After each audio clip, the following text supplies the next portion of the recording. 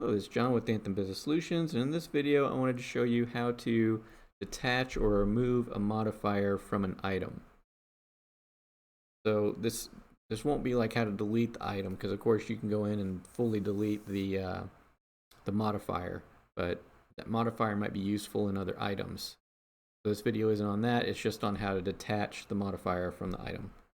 So for this, you'll go to the admin portal, which is hrpos.heartland.us. And go to the menu icon here at the top left, go to account menu, and then we're going to go into items. And for this example, we'll go to taco.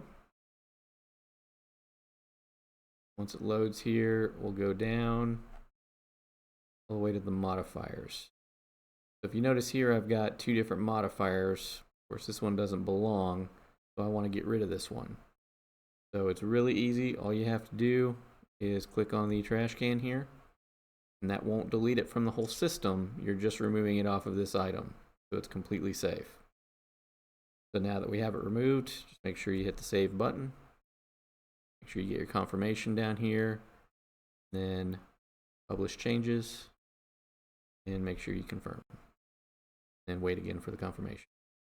Alright, that's all there is to it. I hope this video was helpful. Thanks for watching. Want to stay up to date on the latest tips and tricks? Don't forget to click the subscribe button and hit the bell icon.